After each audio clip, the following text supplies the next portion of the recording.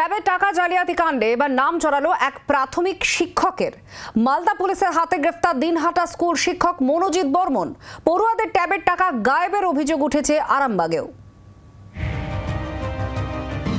ট্যাবের টাকা জালিয়াতি কাণ্ডে রাজ্য জুড়ে তোলপাড় চলছে দিন কয়েক ধরেই। ধরপাকড়ও শুরু করেছে পুলিশ। ট্যাবের টাকা তছরূপের অভিযোগে এবার নাম চড়ালো খোদ এক স্কুল শিক্ষকের। মালদা পুলিশের হাতে গ্রেফতার কোচবিহারের দিনহাটার প্রাথমিক শিক্ষক মনোজিৎ বর্মন। সিতাইল সিংমারি স্টেট প্ল্যান প্রাথমিক বিদ্যালয়ে 8 বছর ধরে কর্মরত তিনি। মনোজিতের 9 দিনের পুলিশি হেফাজতের নির্দেশ দিয়েছে মালদা জেলা আদালত। কি উদ্দেশ্যে নিয়ে এসছে? আমি এখন তো রিমান্ডে ওদের কাছে আছি, জানি না কি দেওয়া হবে। তাহলে বাড়িতে তুলে নিয়ে এসে টাকা পয়সা লেনদেন। নিজের নামে কমপক্ষে 20টি অ্যাকাউন্ট মনোজিতের। কমপক্ষে 8টি অ্যাকাউন্টের ট্যাবের টাকা গায়েব করেছে মনোজিৎ। শিক্ষা পোর্টাল হ্যাক করে ছাত্রদের জায়গায় নিজের ব্যাংক অ্যাকাউন্ট নম্বর জুড়েছে মনোজিৎ।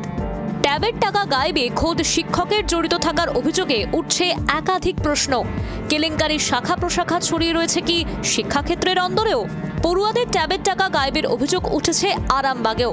অভিযোগ, বেশ কয়েকটি স্কুলের 18 জন পড়ুয়ার ট্যাবের টাকা চলে গিয়েছে অন্যের অ্যাকাউন্টে। না, আমার ট্যাবের টাকা পাই না। কি করে কি হয়েছে, কি শুনেছেন? শুনেছিলাম যে টাকা দেওয়া হয়নি এখনো, মানে সব ক্লাসে দেওয়া হয়ে গেছে।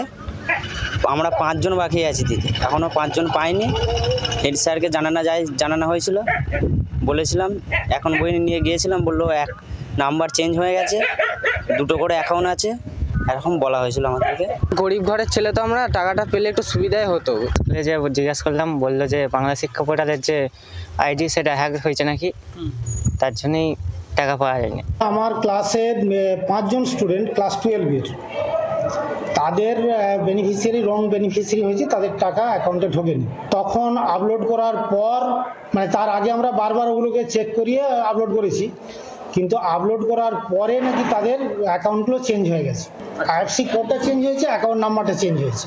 এটা ওখান থেকে পোর্টাল থেকে কিভাবে ফাঁস হয়েছে সেটা আমরা কি করে বলবো। প্রত্যেক পড়ুয়া দ্রুত তাদের প্রাপ্য টাকা পাবে বলে আশ্বাস দিয়েছেন আরামবাগ সাংগঠনিক জেলার চেয়ারম্যান স্বপন নন্দী। যদিও এই ঘটনায় শাসক দলকে নিশানা করেছে বিজেপি। প্রত্যেকেই ট্যাবের টাকা পাবে। যারা এই ট্যাবের টাকা যারা অ্যাকাউন্ট থেকে হ্যাক করে নিয়েছে, ইতিমধ্যে তাদের গ্রেপ্তার করেছে। এখন আমরা দেখছি যে অ্যাকাউন্ট ভাড়া দিচ্ছে, অ্যাকাউন্ট ভাড়া করে অ্যাকাউন্টের ট্যাবের টাকা ঢুকিয়ে সেই টাকা আত্মসাৎ করছে এই সরকারের কিছু কর্মচারী এবং এই সরকারের যারা পরিচালনা করছে তার কিছু নেতৃত্ব। ট্যাব কেলেঙ্কারিতে মালদা জেলা পুলিশের তরফে 5টি মামলা রুজু করা হয়েছে। তার মধ্যে 2টির তদন্ত করছে মালদা জেলা পুলিশ ও বাকি 3টির তদন্তভার নিয়েছে সিআইডি। মালদা থেকে রণজয়, আরামবাগ থেকে দিব্যেন্দু রিপোর্ট, জি 24 ঘন্টা। বাংলার আওয়াজ, বাঙালির আবেগ, জি 24 ঘন্টা।